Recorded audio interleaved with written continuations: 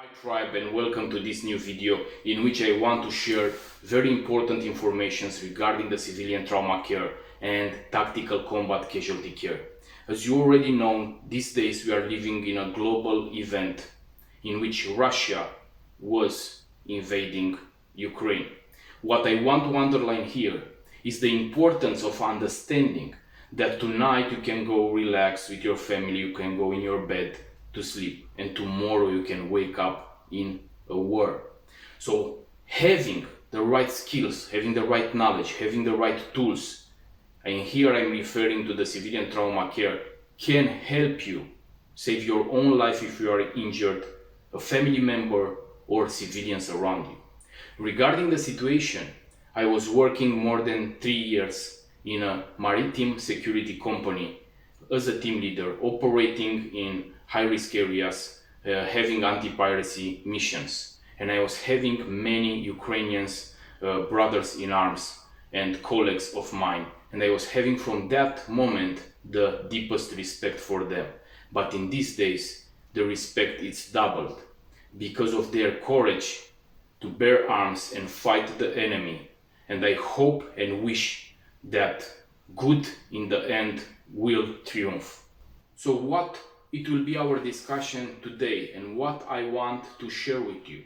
We will discuss again about the importance of applying a tourniquet, and here we'll work today with a CAT tourniquet, combat application tourniquet, to stop a massive bleeding, and also about the tension pneumothorax, how to make a decompression of a tension pneumothorax using a decompression needle kit. The second one, it's advisable to make it only in the idea that you have the training and you have the qualification to make that medical procedure. And I want to underline from the beginning that this video is only informational. If you want really to to train and to gain more skills regarding this trauma care or civilian trauma care or tactical combat casualty care, I advise you to enroll to a physical course where you go train and you put your hands on work. In today's video, I will use a CAT tourniquet, a combat application tourniquet, but for more information regarding the tourniquet and the characteristics of it, please visit my other videos on my YouTube channel. I have many there and I explain in details all this. Today we discuss more about what is happening in the moment in which you apply a tourniquet, how we must apply it correctly, and other details regarding this kind of topics. The tourniquet is a medical device that is designed to stop massive bleeding. A massive bleeding is that situation in which our victim is losing a big quantity of blood, and this can lead to his death.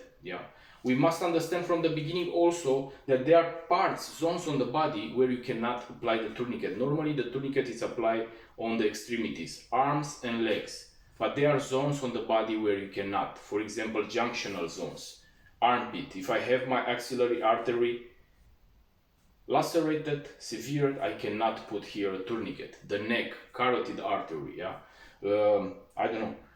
in the groins, we have the femoral triangle. If I have my femoral artery severed in that position, I cannot apply a tourniquet. So very important aspects that you must remember and understand.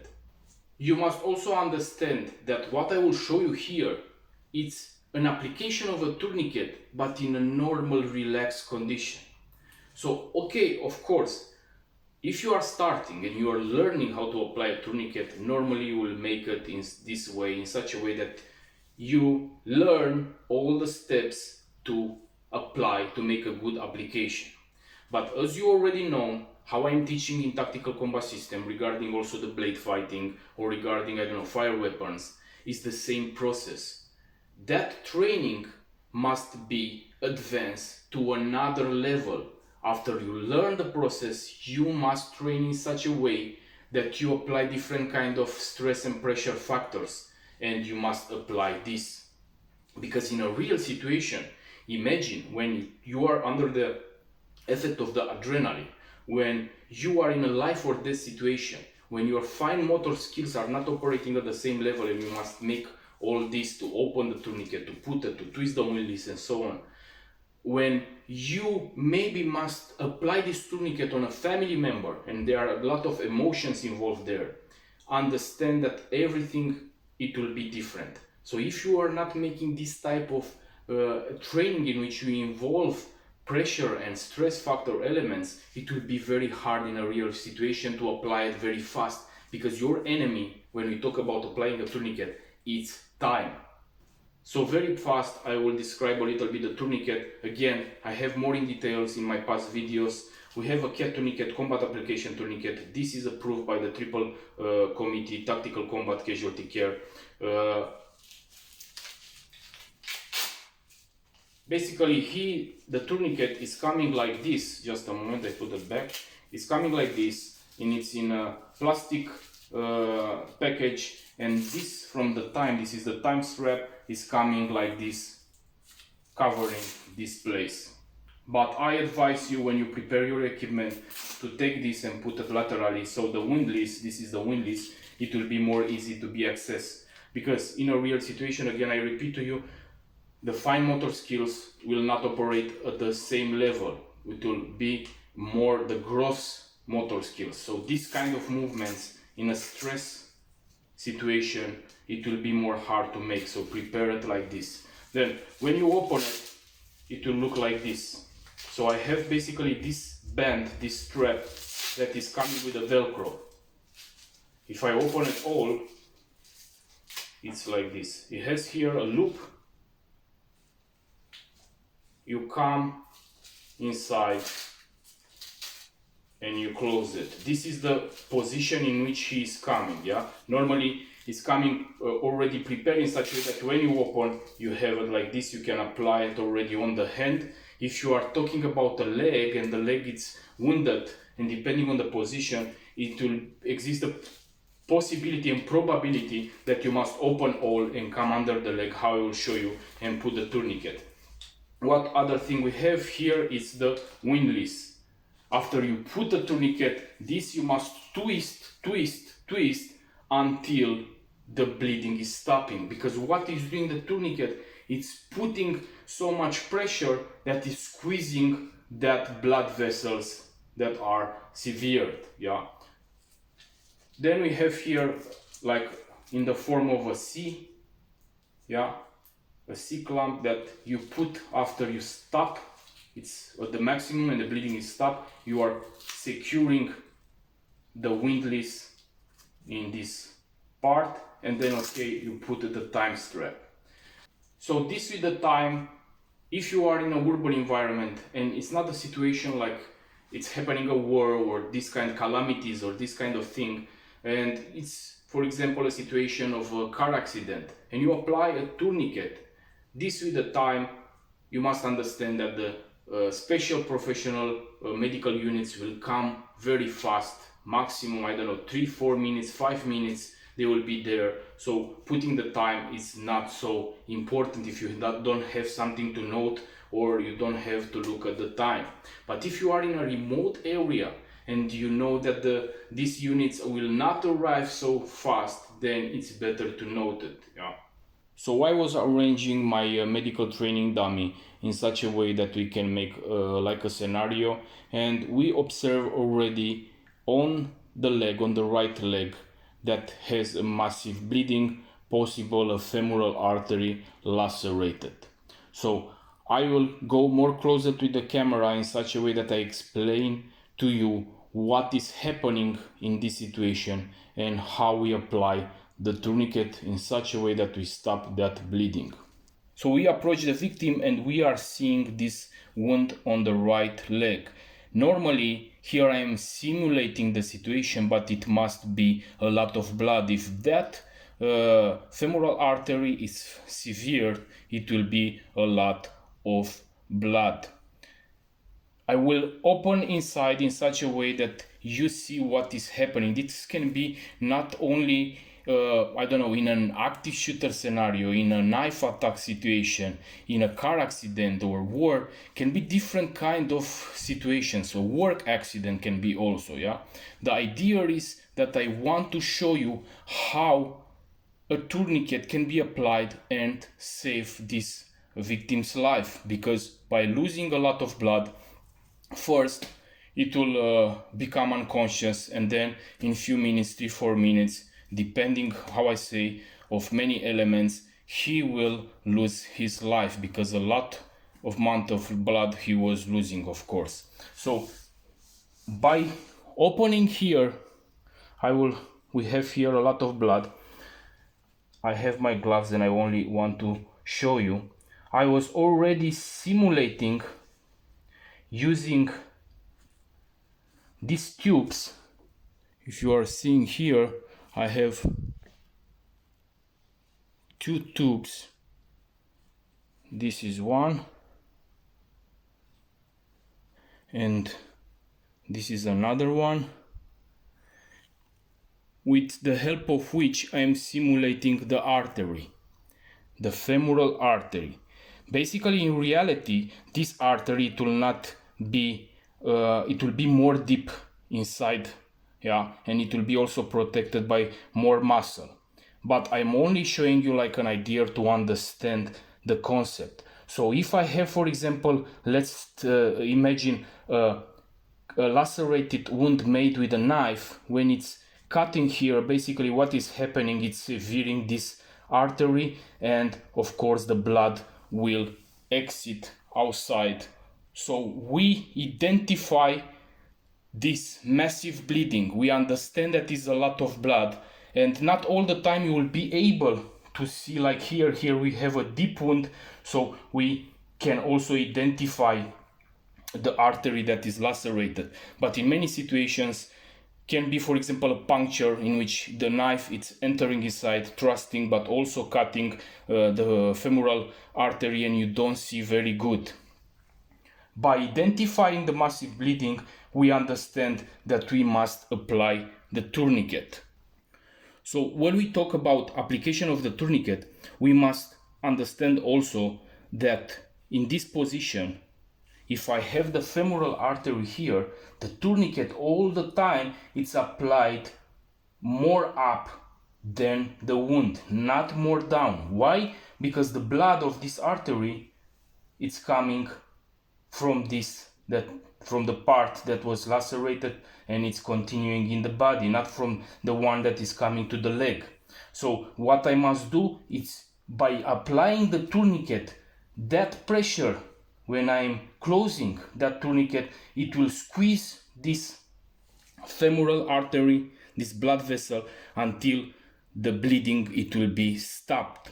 If it was more big the wound, you up, like for example in this situation at the groin, it's calling the femoral triangle, application of the tourniquet is not, it was not possible anymore.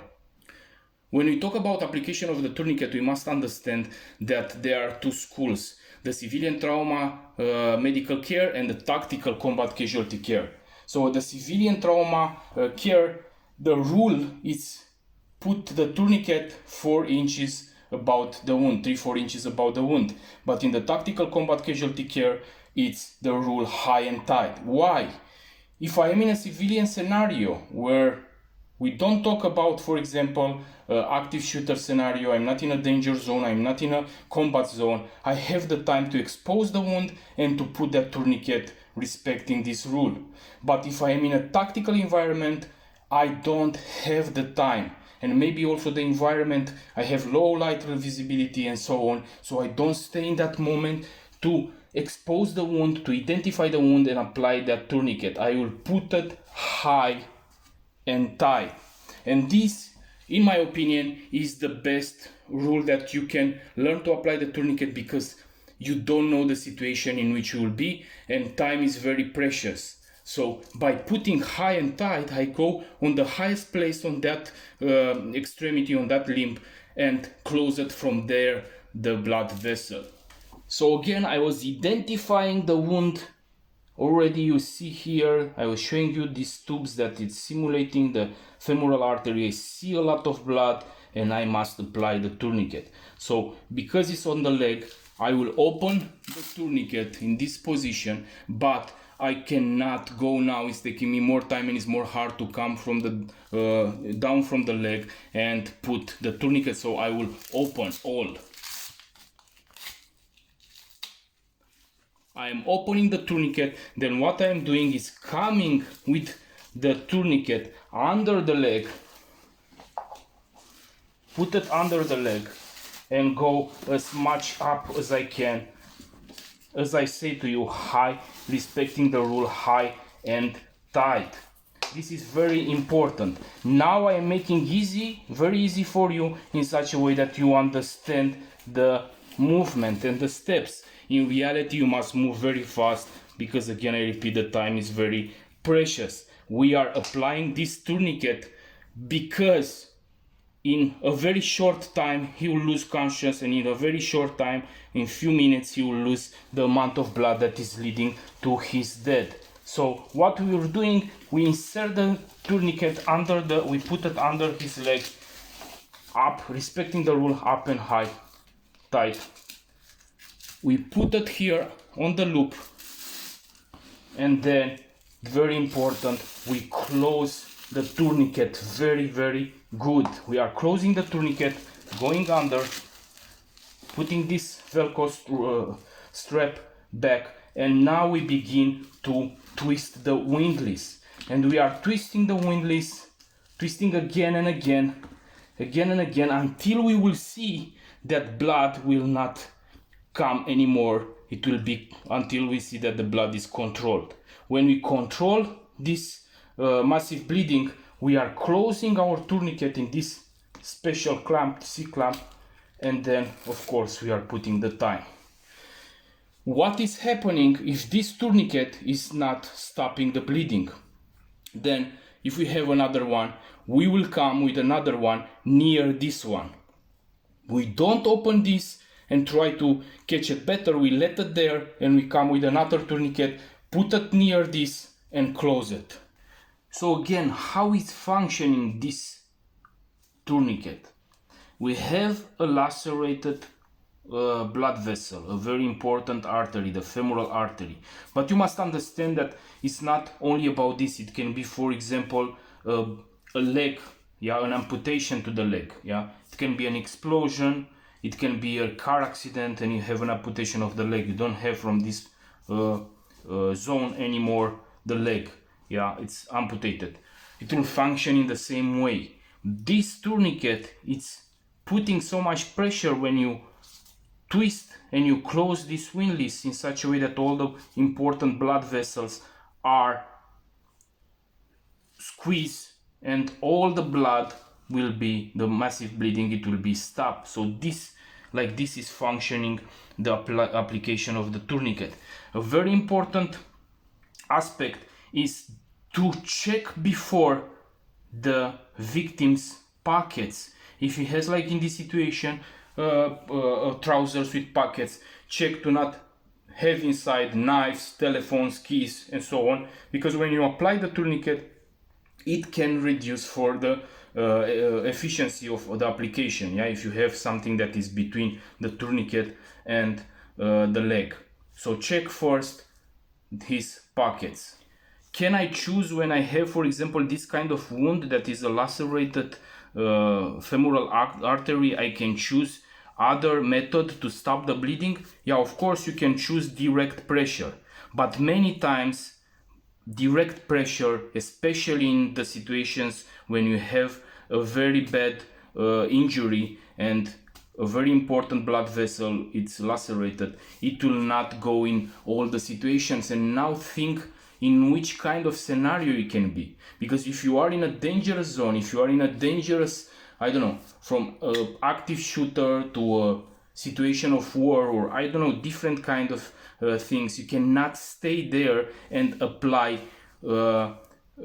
pressure, because this is occupying your both hands and maybe you have another victim. Maybe you must take the victim and go to a cover place. I don't know, many different kind of scenarios. So the most important thing is this, that the tourniquet, it's one of the best devices that is stopping the massive bleeding, and also that is not requiring you to have occupied your hands. You can put the tourniquet and then go and see another victim, or you can give medical treatment to somebody else.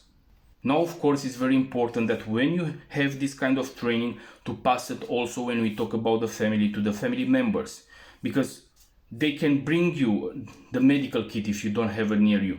They can apply to you the tourniquet if, for example, you have a wound like this, an injury, and you are unconscious. You cannot apply it by yourself because you have also other kind of injuries that were making you unconscious.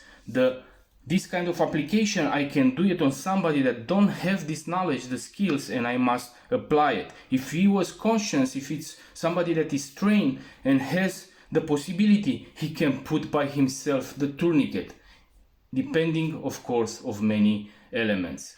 It's very important to understand also that the application of the tourniquet is a painful process. So this is hurting like hell, because what you are doing, you are applying that and you are twisting at maximum in such a way that you squeeze that blood vessels and the massive bleeding is stopped. And you don't squeeze only the blood vessels. First, you must squeeze that muscles, tendons, and so on until also the blood vessels are squeezed. Because, for example, if we take this scenario in which you have the femoral artery, before that we have a lot of muscles, and that will be squeezed when you twist this windlass. So if you have a victim that doesn't know about the tourniquet, what it is or what you are doing, you must tell them, if it's conscious, that this process will hurt. He will feel it also, but this will save his life. If it's unconscious, doesn't matter, you apply it without any problem. So again, I will show you the same process to understand it again much better. I am opening the tourniquet. I was identifying the massive bleeding. I am identifying the spot because here already is cut. As I say, time is very precious, so we respect the rule from tactical combat casualty care. We put the tourniquet high and tight. This is meaning that I am opening this tourniquet. I am coming under the leg, and I put it as high as I can and then as tight as I can. So I introduce it through this loop, close it very good as much as I can. This is very important for the first step.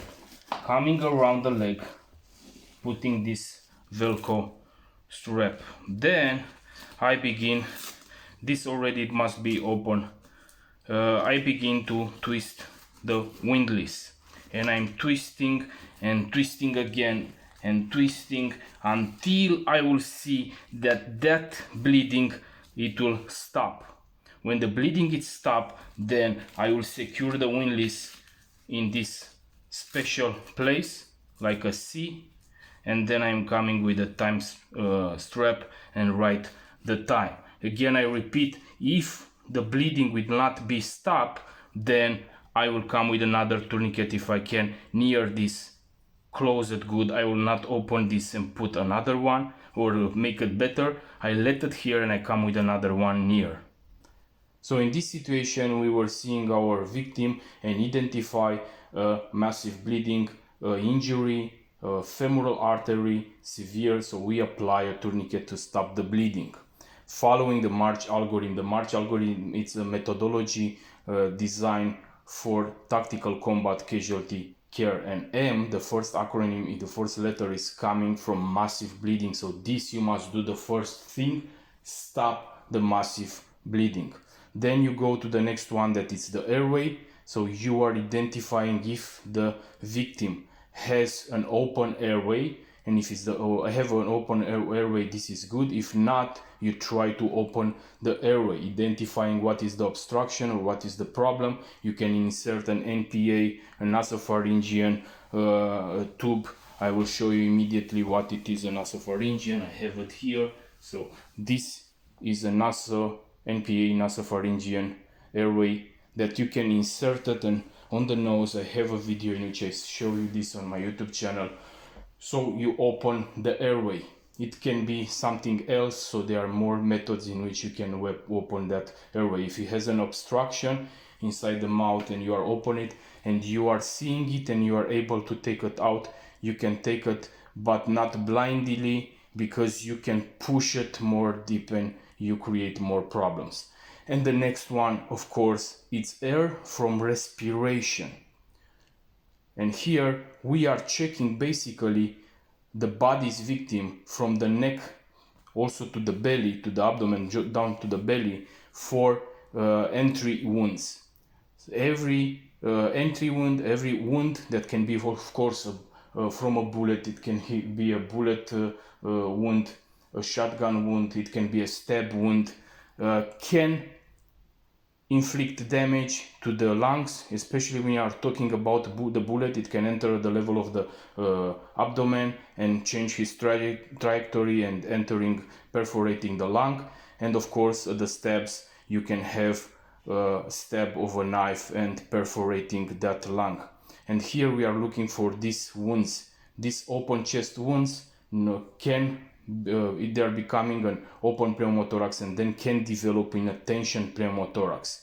And when we talk about a tension pneumothorax, basically what is happening when you have this penetrating open wound, it's creating the pleura. Basically is the space that it's separating the lungs from the thoracic box. And when you have let's imagine a stab wound, this will create an open injury to the thoracic box, to the pleura, and to the lungs. So in that space, in that pleura, it will build a lot of air, and that air that is built there, it will put pressure on the heart, on the main vessel of the heart, on the other lung that is healthy. It will make a deviation of the trachea because of the pressure, and also the other lung that is affected, it will collapse. So when you have a tension pneumothorax, we must make a tension pneumothorax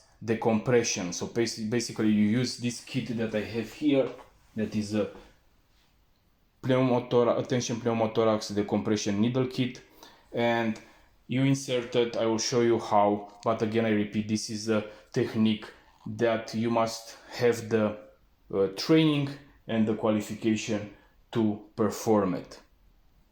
So let's say that we resolve the part with the massive hemorrhage and we were opening also the airway. Yeah, so I have here, I put the NPA, okay, only like a sign that NPA was inserted, not like this. You put the NPA, you are inserted on the nose, and I have a video, please check it out if you want more information. Then what I am doing, I am trying to identify on the body of the victim an entry wound. A wound is called also a sucking chest wound.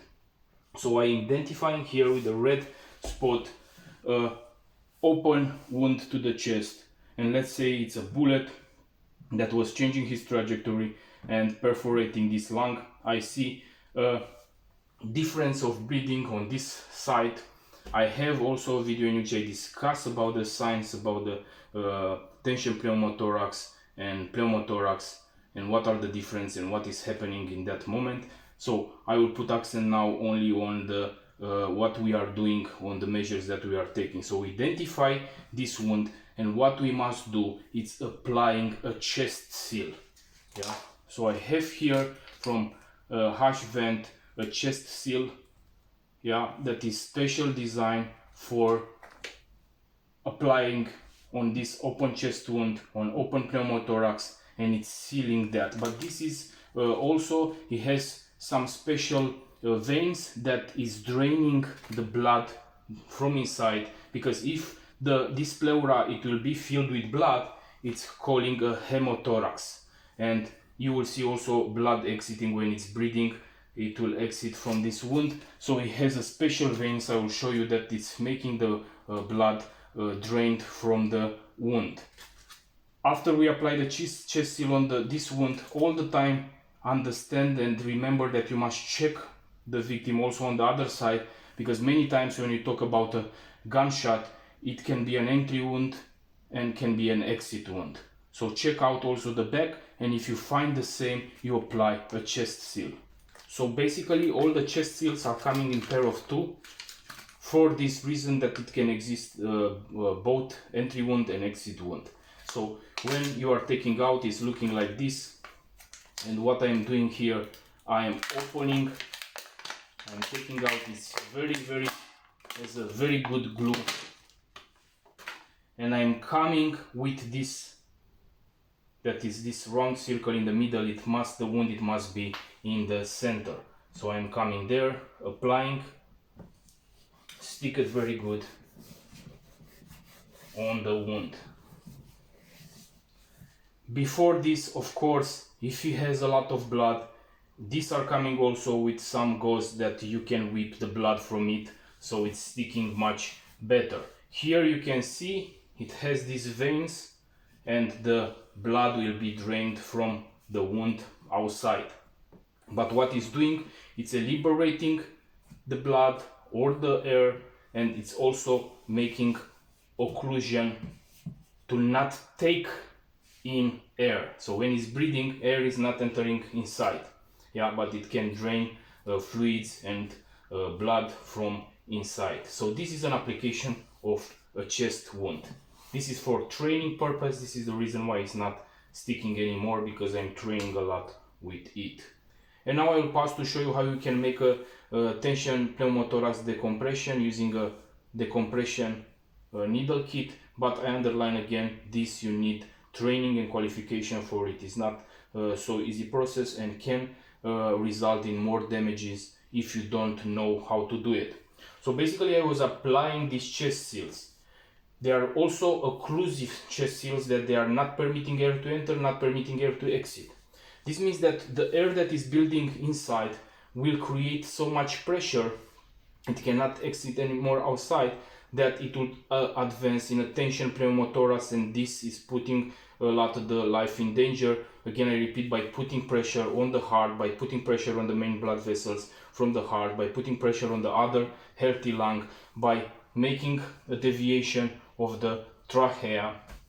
These are signs when he has a deviation of the trachea because of the air that is building, and the pressure is pushing the trachea in the opposite side. We have also will have engorged veins. It will be very visible, engorged, and the breathing, it will be different, the size, the levels of the breathing, and of course other kind of signs that they are existing, and I was talking about it in the civilian trauma response course. So basically, when it's forming this tension pneumothorax, we must apply this kind of medical equipment. We are inserting, it's a needle that we are inserting, and we liberate that air that is building there. So we identify the wound, we identify the right side where this tension pneumothorax is happening, and then what we are doing, very important, we have the nipple and we have the clavicula. So to insert the needle, we must find the median line from the clavicula to the nipple, and then on this line we find the second intercostal space. So this is the median line, and then we will find the second intercostal space. So after we find, okay, this mannequin at me, it's not, this training dummy is not designed for making this intervention, and it's not reproducing 100% the anatomy of the human body, yeah. So let's say one is here, and I identify the next one, the second intercostal space that is here. Why I take this median line? Because if I'm going too much inside, especially when I am on the other side, on the left side, I can penetrate and touch, enter, stab the heart, yeah. So this is the reason why we must keep this line and try to not enter too much inside. So I'm opening now the decompression needle kit. It has like a seal, you must twist it, open it. I have a 40 gauge needle with catheter. Again, I'm going on the medial line from the clavicula to the nipple. I am finding the second intercostal space, and then I am inserting the needle. I'm coming with the needle perpendicular on the body, straight, not in other kind of direction, and I am pushing that needle down. I'm waiting 5 seconds. It must be like a rush of air exiting outside, and then I am taking the needle out and is remaining the catheter. Of course, after this, you must monitor the victim continuously. So to make you better understand how I insert the needle, I have here some pork ribs. Of course, it's only for to make yourself an idea.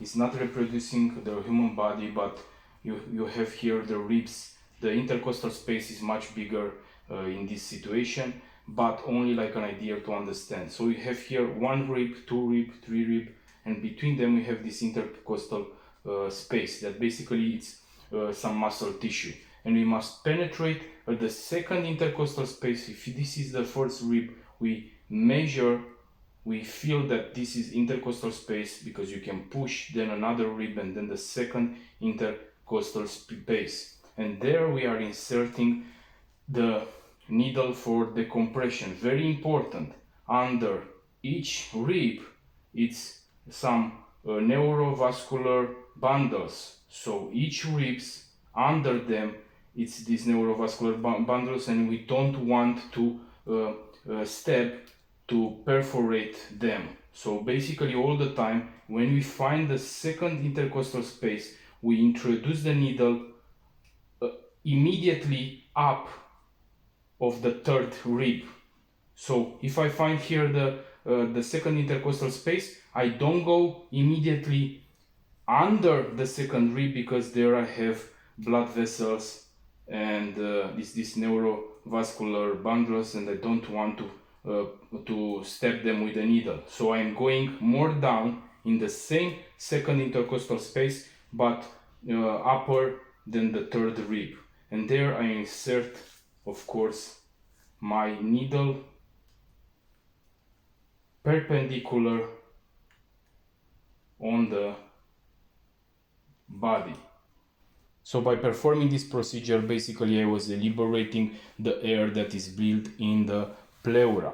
Talking about the chest seals, remember that all the time you must check also for an exit wound. And talking about the decompression, the tension pneumothorax decompression, you cannot, and I advise to not make this procedure if you don't have the qualification and the training, because you can create more damage by doing this. So the next step, we were finding this victim, identifying the massive bleeding first. M from the March algorithm, that is standing from massive bleeding. So we were applying a tourniquet, trying to control that massive bleeding.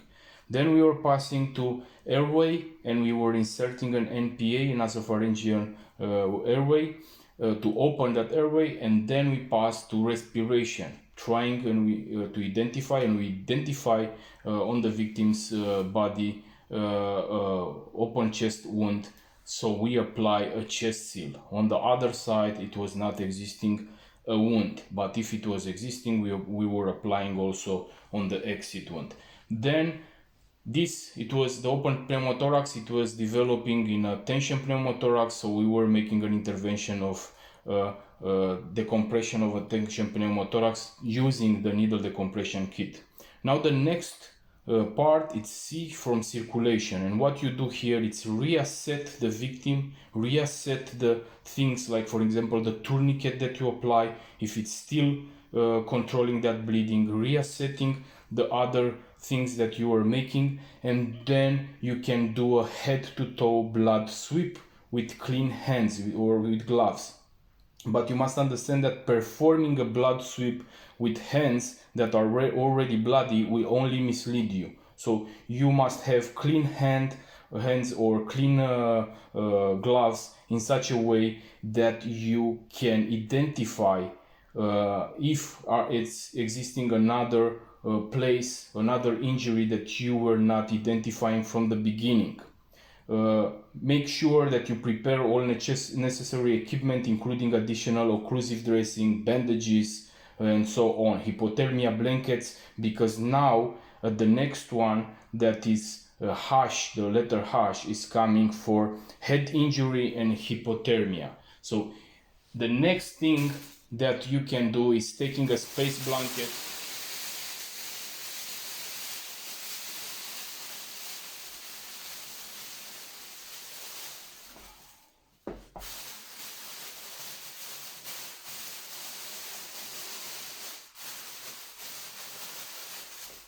and you cover the victim.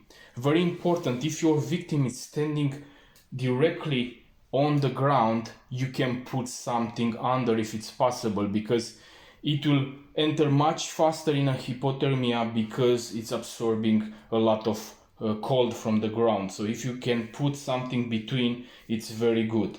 If he has wet clothes, of course you are putting down, and you are covering him with this space blanket, that it will ensure a little bit of keeping the temperature not go down. Okay guys, thank you very much for watching this video.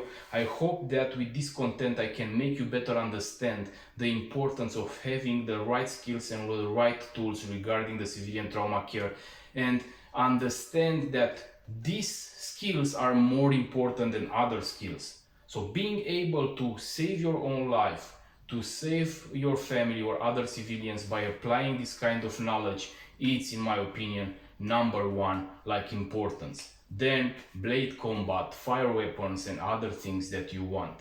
I hope that you enjoy the content. Train hard and train smart.